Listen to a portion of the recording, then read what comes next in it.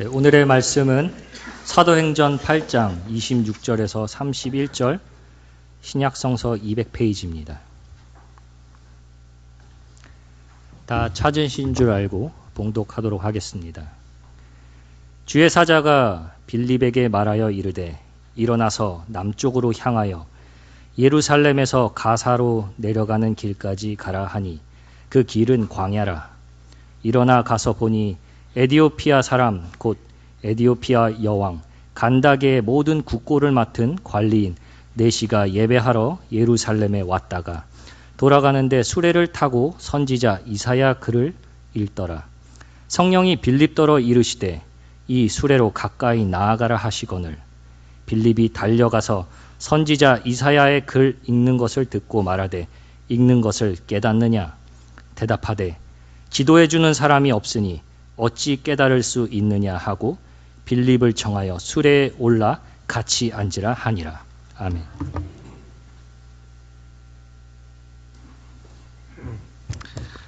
우리 귀한 찬양과 그리고 성경 봉독 그리고 기도해 주셔서 감사드립니다. 우리 성도님들의 삶의 자리자리마다 주께서 주시는 하나님의 은혜가 가득하시기를 주님의 이름으로 소망합니다. 오늘은 보니까 올 들어서 아마 제일 더운 날씨가 될 것 같은데 또 오늘도 건강 유의하시고 늘 하나님 주시는 영육간의 강건함으로 살아가시기를 축복합니다.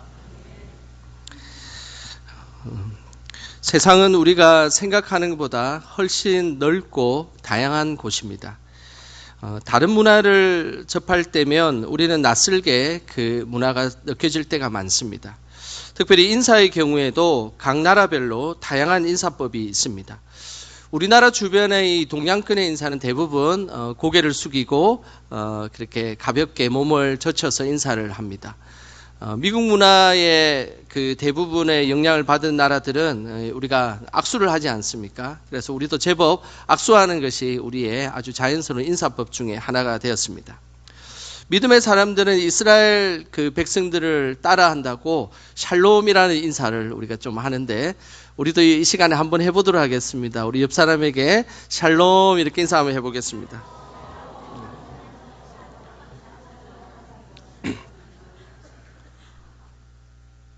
네, 샬롬이라는 의미는 평화라는 의미입니다. 그래서 항상 전쟁이 많았던 이스라엘 백성들은 늘 하나님의 평강과 평화가 가득하라라는 의미에서 샬롬이라는 인사를 했습니다. 프랑스는 인사를 할 때 이렇게 인사를 합니다. 볼키스를 합니다. 만약에 낯선 남자가 갑자기 나타나가지고 낯선 여자가 나타나서 이 볼키스를 하면 어떻겠습니까? 사실은 우리나라 문화에서는 상당히 쉽지 않은 그런 인사임에 틀림없습니다. 뉴질랜드에는 이런 인사를 합니다. 코 비비기 인사를 합니다. 야, 이거 가족 아니면 할 수 있을까 생각이 드는데 아마 가족도 힘들지 않겠나 그런 생각도 있습니다. 그리고 티베트에서는 인사를 이렇게 합니다. 혀를 내미는 인사를 합니다. 그래서 친할수록 혀를 갖다가 더 많이 빼가지고 인사를 하는데 아마 이 인사를 받고 나면 우리나라 문화권에서는 상당히 불쾌하지 않겠나 그런 생각을 해봅니다. 근데 우리나라 문화권에서 도저히 이제 이해가 되지 않는 인사가 또 하나가 있습니다. 그 인사는 마사이족이 하는 인사입니다. 마사이족은 침을 뱉는 인사를 합니다. 그래가지고 친할수록 입에다 침을 더 잔뜩 이렇게 모아가지고 얼굴에다가 잔뜩 이렇게 침을 뱉으면 내가 당신을 너무 반갑습니다. 너무 사랑합니다. 친합니다. 라는 표현을 쓰고 있어요. 이 인사 한번 해볼까요? 난리가 나겠죠. 우리나라 문화권에서는 이 인사를 하고 나면 분명히 싸움이 일어나든지 뭐 상당히 불쾌한 일이 일어날 거라 생각합니다. 문화라는 것은 우리가 익숙하지 않기 때문에 이런 차이를 가지고 있습니다. 그렇기 때문에 문화는 우리가 또 공부를 해야 될 부분도 있고 이해하고 존중해야 될 부분이 분명히 있습니다. 그것이 다르다고 그것이 틀린 것은 아닙니다. 단지 우리와 문화가 다르기 때문에 우리에게 낯설게 느껴질 뿐입니다. 그런 의미에서 우리도 주 안에서 서로 다름을 존중해 주는 것도 참으로 필요합니다. 우리 영광의 성도님 각 개개인의 그런 좀 다른 부분들도 우리 공동체 안에서 다 수용되고 존중되기를 주님의 이름으로 축복합니다. 다른 어떤 민족보다 타 문화에 대한 배척, 그리고 타 문화에 대한 존중이 없는 나라가 바로 이스라엘 민족입니다. 이스라엘 민족은 이방에 대해서 배척을 넘어서서 매우 혐오했던 그런 민족입니다. 최근에 읽었던 책 중에 이스라엘 백성들이 얼마나 이방 민족에 대해서 싫어했는지를 알려주는 그런 책이 한 권이 있었습니다. 알프레드라는 학자가 쓴 유태인 스케치라는 책인데 그 책의 일부분을 제가 한번 소개해 드리도록 하겠습니다. 이스라엘 랍비들은 이방 땅 전체를 그 땅으로 여기며 철저하게 배제했다.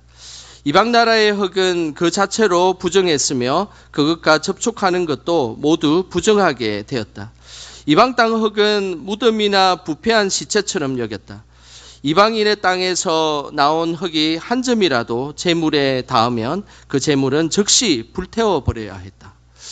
제가 이 책을 읽으면서 느꼈던 건 이스라엘 사람들이 얼마나 이 이방인들에 대해서 부정적으로 생각하는지를 느끼게 되었습니다. 이스라엘 랍비들은 이방인들에 대한 여러 가지 나라와 규정들이 있지 않겠습니까? 그런데 그냥 그 땅 이렇게 한마디로 치부해 버립니다. 뿐만 아니라 이방 땅에 그 흙 하나도 몸에 묻거나 제사를 드리는데 그것이 묻어 있으면 그것을 태우거나 버려야 하는 일들이 생겼던 것이죠. 그만큼 이방 나라에 상종하지 않고 이방 나라에 대해서 부정적으로 생각했던 나라가 이스라엘 민족입니다. 하지만 예수님은 복음이 예루살렘과 유대와 이제 사마리아 지역을 넘어서서 땅끝까지 복음이 전해지기를 원하셨습니다. 그 땅끝의 중요한 지점은 이방 땅에 해당되는 것이었습니다. 복음은 나라와 민족과 관습을 넘어서서 그 복음이 전해져야 되는 이것이 올바른 복음의 모습입니다. 예수님은 늘 우리의 삶에 우리의 한계와 그리고 우리의 문화 그리고 우리의 습관, 관습을 넘어서서 그 복음이 아름답게 더 멀리 전해지기를 예수님은 원하셨습니다. 지난주 본문은 빌립이 사마리아 땅에서 복음을 전했던 내용을 제가 전했습니다. 오늘은 이 이방 땅에서 빌립이 복음을 전했던 선교사적으로 매우 중요한 이 본문의 말씀을 나눠보려고 합니다. 이방 선교하면 사도 바울을 우리는 많이 떠올립니다. 사도 바울도 이방 선교에 매우 중요한 역할을 한 사람임에 틀림없습니다. 하지만은 이방 선교의 이 시작을 알리고 그리고 그 문을 열었던 사람은 바로 빌립이었습니다. 오늘 빌립이 처음으로 복음을 전한 이방인을 한번 보겠습니다. 27절입니다. 우리 27절 같이 함께 읽어보겠습니다.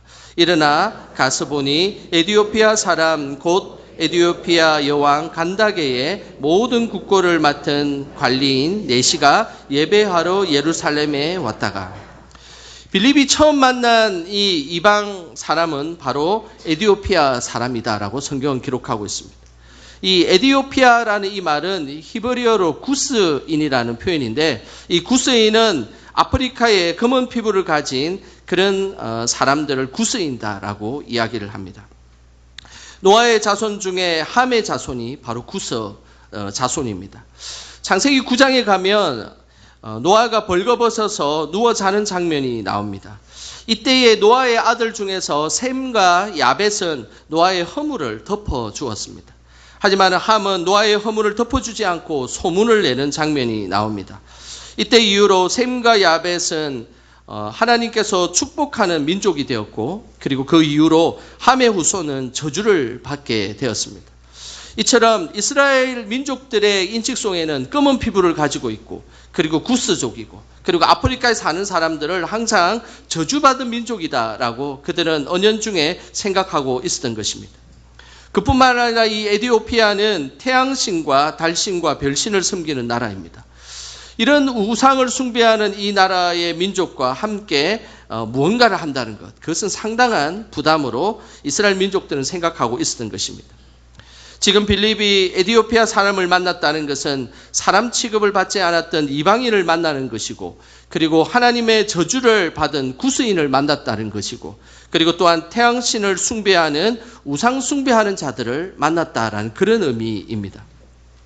그런 차원이라면 어떻게 이 복음이 전해질 수 있겠습니까? 하지만 복음은 문화와 종교 그리고 관습과 많은 우리의 일상의 삶을 넘어서서 온 세상에 전해져야 하는 것이 복음입니다. 그렇기 때문에 복음에는 한계가 없습니다.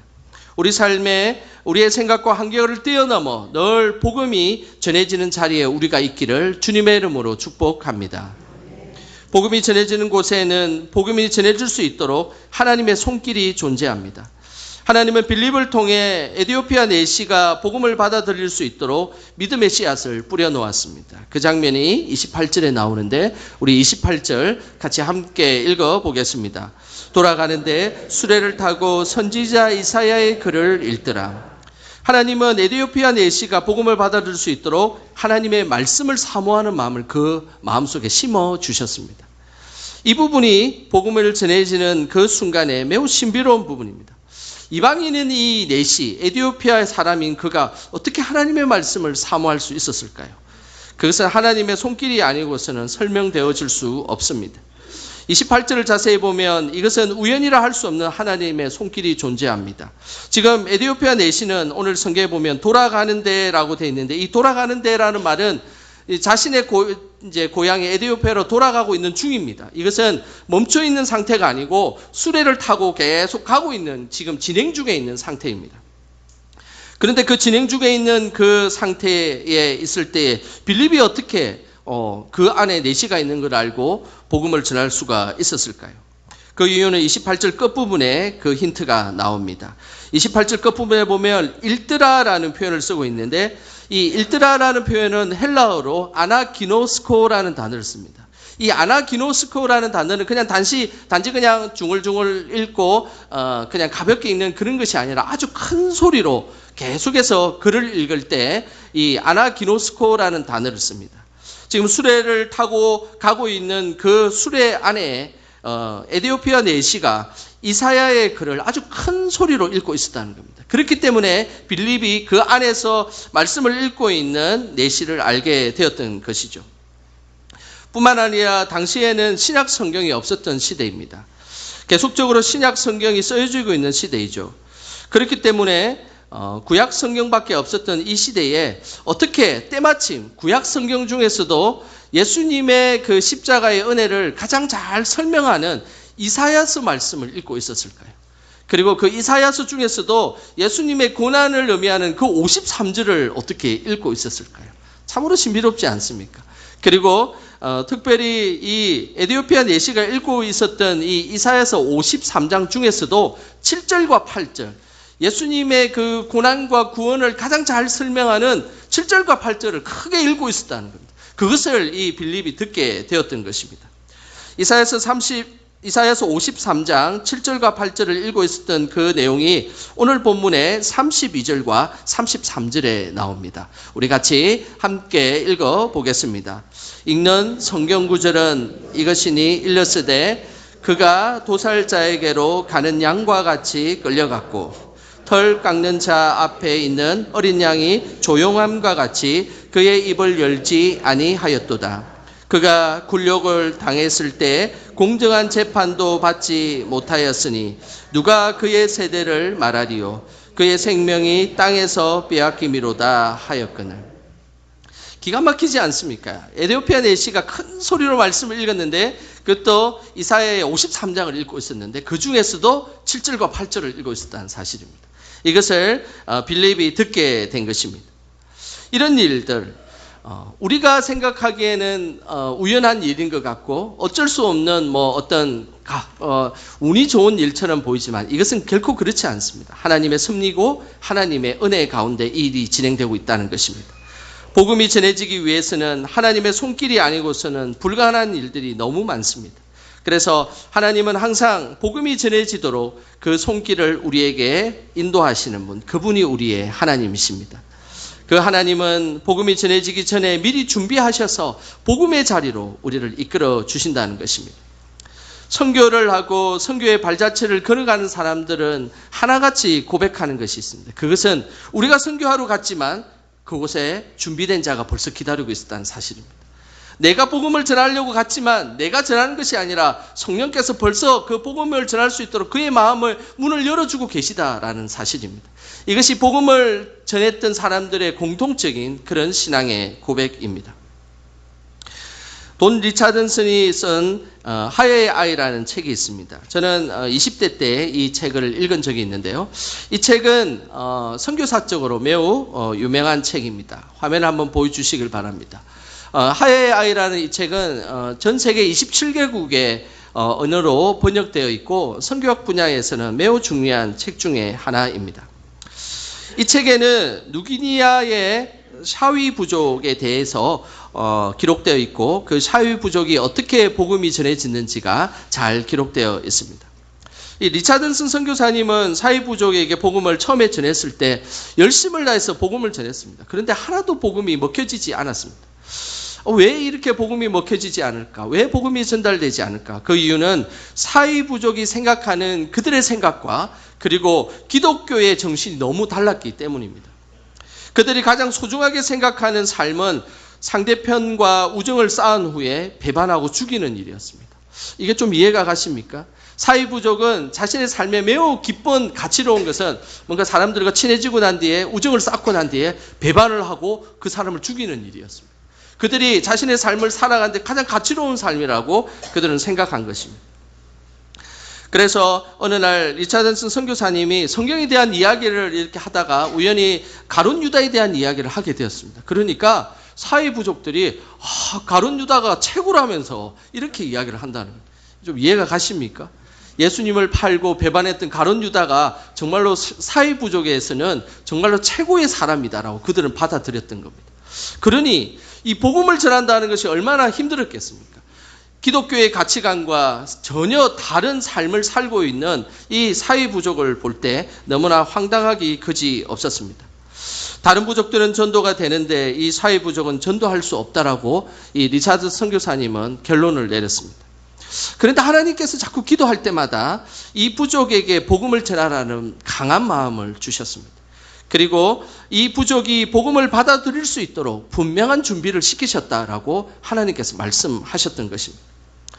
그래도 리차드 선교사님은 이해할 수 없었습니다. 예수님을 배반한 가룟 유다의 삶을 최고의 삶이라고 생각하는 이 부족에 대해서 어떻게 복음을 전할 수 있습니까? 라고 반문했던 것입니다.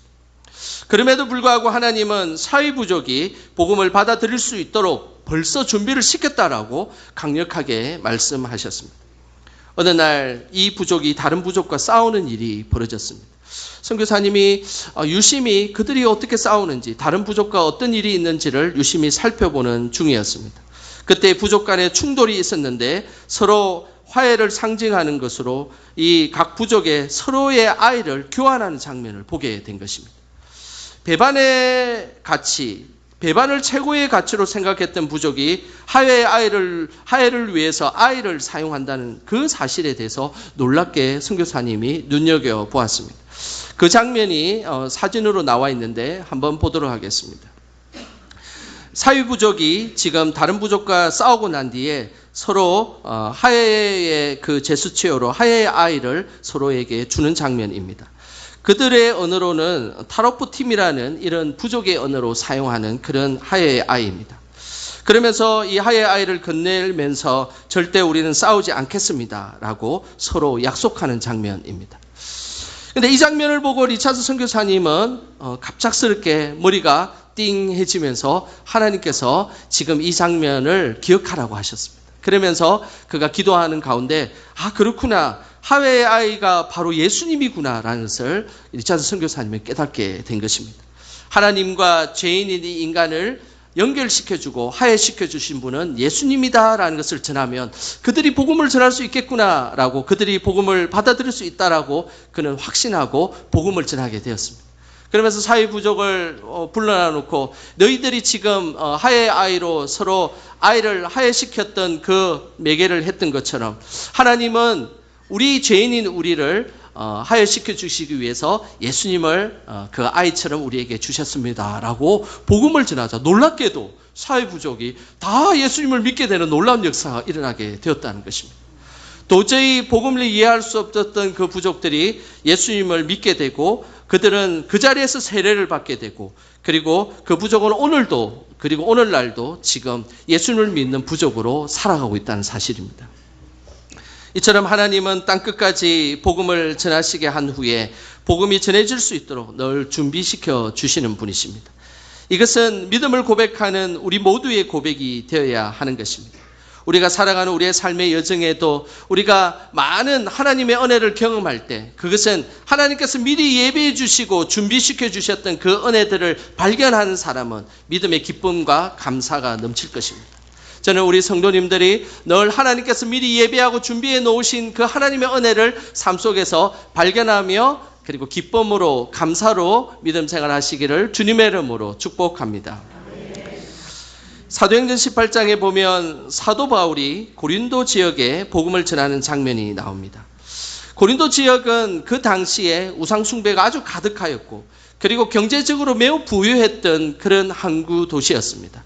뿐만 아니라 많은 헬라의 철학 사상들이 있었기 때문에 사도 바울조차도 감히 그곳에 복음을 전한다는 것이 매우 힘든 상황이었습니다. 그래서 사도 바울은 복음을 온전히 전하지 못하고 낙심하고 있었습니다. 그때에 예수님이 나타나셔서 밤에 사도 바울에게 이렇게 말씀하셨습니다. 사도행전 18장 9절과 10절입니다. 우리 같이 함께 읽어보겠습니다. 밤에 주께서 바울에게 말씀하시되 두려워하지 말며 침묵하지 말고 말하라. 내가 너와 함께 있음에 어떤 사람도 너를 대적하여 해롭게 할 자가 없을 것이니 이는 이 성 중에 내 백성이 많음이라 하시더라. 사도 바울이 복음을 전하지 못하고 두려워하자 예수님이 나타나셨습니다. 그러면서 두려워하지 말라라고 사도 바울에게 용기를 주셨습니다. 그러면서 사도 바울이 하신 이야기는 이 고린도 지역에 하나님이 택한 백성이 많다는 것입니다. 하나님이 예배해 주신 그 백성이 많기에 너가 담대히 복음만 전하게 되면 그곳에 많은 복음의 열매를 맺게 될 것이다 라는 것이 예수님의 말씀이셨습니다. 그리고 나서 복음을 전하자 그곳에 많은 복음의 열매가 생기면서 그런 고린도 교회와 같은 큰 교회들이 그곳에 왕성하게 일어나게 된 것입니다. 우리도 살아가면서 우리를 위해서 미리 준비시켜 놓으셨던 그 하나님의 은혜를 늘 경험하시기를 축복합니다. 그 은혜를 경험하는 신앙생활은 얼마나 멋지고 즐겁고 행복하겠습니까? 하나님은 땅끝까지 복음이 전해질 수 있도록 에디오피아 내시를 준비시켜 놓으셨습니다. 그가 말씀을 사모하도록 미리 만들어 놓으신 것입니다.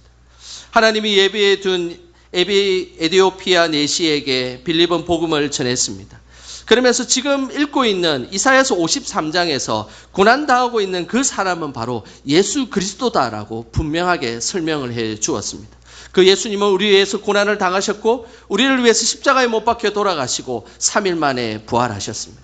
그 예수님을 믿으면 우리는 다 하나님의 백성으로 살아갈 수 있습니다 라고 분명하고 선명한 복음을 이 에디오피아 내시에게 전하게 된 것입니다.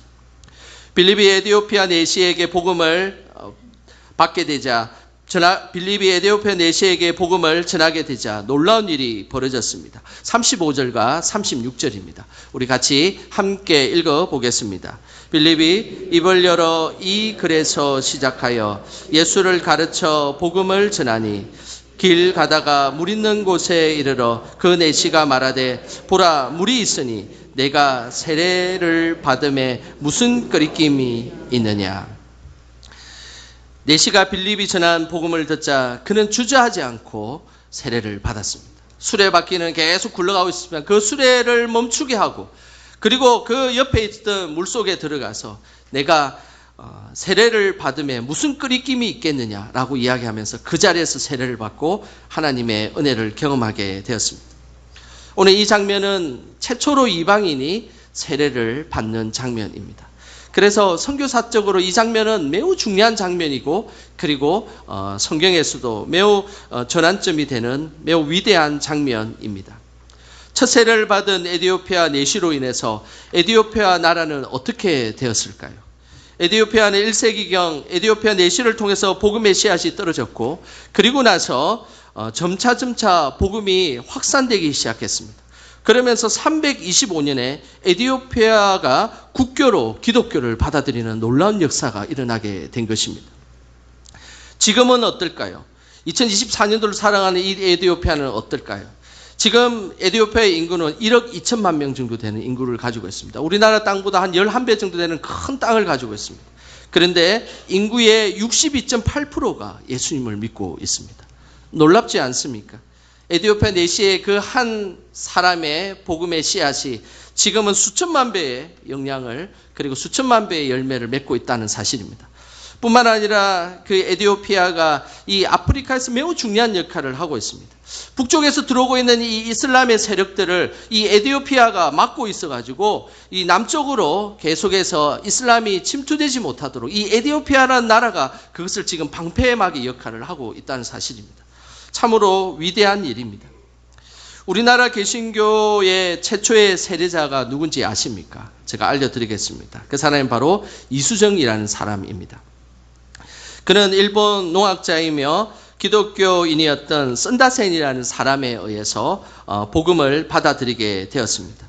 이수정은 신앙 고백과 세례 문답을 거쳐 1883년 4월 28일에 로월정 교회라는 곳에서 처음으로 세례를 받았습니다. 이 이수정이라는 이분이 우리나라의 개신교에서 처음으로 최초의 세례자입니다. 선다생은 이수정에게 항상 이런 이야기를 했습니다. 공자의 빛이 이방을 비추는 등불이라면 성경에 나오는 예수님은 이 세상을 비추는 태양과 같다라고 이야기하면서 늘 복음의 말씀을 전해 주었습니다. 세례를 받고 난 이 이수정은 일본에 머물면서 한문 성경이 있다는 사실을 알게 되었습니다.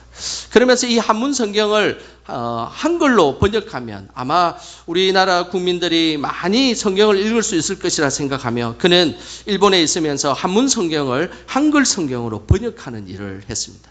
지금 화면에 보는 것이 이 이수정 선생이 지금 처음으로 우리 한글로 마가복음을 번역한 복음서에 대한 성경입니다.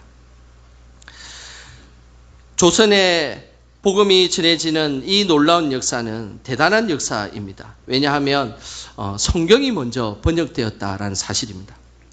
1985년에 이 성경이 처음으로 마가복음이 번역되었는데 대부분의 세계 역사의 선교 역사를 살펴보면 너무나 상식적이지 않겠습니까? 선교사님이 먼저 각 나라에 들어오고 그 나라에서 언어를 배우고 그래 나서 성경을 번역하는 것. 이것이 가장 기본적인 순서입니다.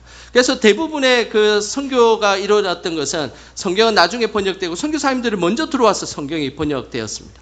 그런데 우리나라는 특이하게도 선교사적으로 매우 특이한 나라입니다. 왜냐하면 성경이 먼저 번역되었고 그리고 나서 선교사님들이 그 번역된 성경을 들고 한국에 왔기 때문입니다. 그래서 세계의 어느 나라보다 특별한 나라가 바로 우리나라인 것입니다.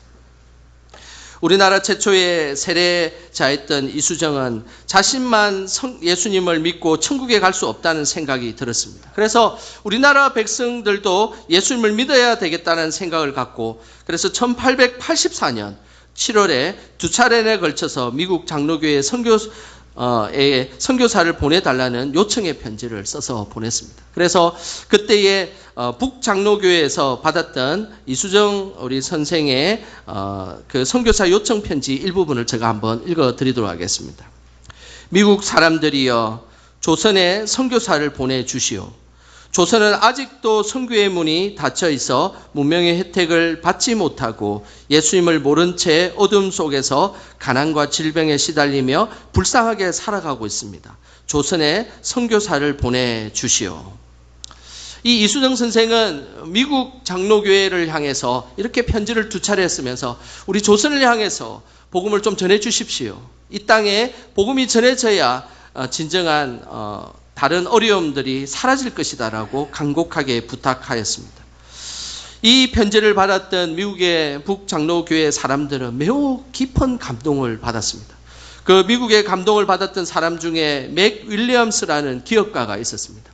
그는 그 편지를 보고 결단을 하였습니다. 내가 직접 조선에 가서 복음을 전할 수는 없지만 두 사람이 조선에 선교사로 갈 수 있는 비용을 내가 2년 동안 대겠다라고 결단을 하여서 그 귀한 헌금을 북장로교회에 바치게 되었습니다. 그러면서 그곳에서 결단하고 헌신해서 조선에 온 선교사님 두 분이 바로 우리가 잘 아는 아펜젤러 선교사님, 언더우드 선교사님입니다. 그분들은 이수정이 번역한 한글 성경을 들고 인천 제물포에 도착해서 복음을 전하게 되었던 것입니다. 그 복음으로 인하여서 수많은 한국 사람들이 복음을 받아들이고 여러분도 이 자리에서 그 복음으로 인하여서 예배 드리고 있지 않습니까? 너무 감사하지 않습니까? 한 사람의 작은 그 복음의 씨앗이 점차점차 커져서 수백만 명의 이 아름다운 열매를 맺는 것. 이것은 하나님의 역사가 아니고서는 우리는 도저히 설명할 수 없는 복음의 역사인 것입니다. 복음은 예루살렘과 유대와 사마리아를 넘어서서 땅끝까지 복음이 전해져야 합니다. 그 땅끝은 우리나라의 문화와 그리고 우리의 삶의 습관과 관습을 넘어서는 일입니다. 뿐만 아니라 하나님은 오늘도 우리가 복음을 전하는 자로 살아가기를 원하십니다. 그러면 그 곳곳마다 하나님은 예비해 두신 자를 보내주셔서 복음의 아름다운 열매를 맺게 하실 것입니다. 우리가 살아가는 우리의 삶의 많은 여정 가운데 항상 나의 환경과 문화를 넘어서서 땅끝까지 복음 전하는데 우리가 쓰임받기를 주님의 이름으로 축원합니다. 기도하겠습니다. 하나님 아버지, 동방의 작고 연약한 우리나라에 복음을 전해주셔서 감사드립니다. 땅끝까지 복음 들고 찾아와 순교의 피를 흘려준 그 선교사님들의 은혜를 잊지 않게 하시고 우리도 복음의 증인으로 살아가게 하옵소서. 항상 믿음의 눈으로 세상을 바라보게 하시고 하나님만 의지하며 살아가게 하옵소서. 받은 복음 우리도 열심을 다해 전하게 하옵소서. 예수님의 이름으로 기도드립니다. 아멘.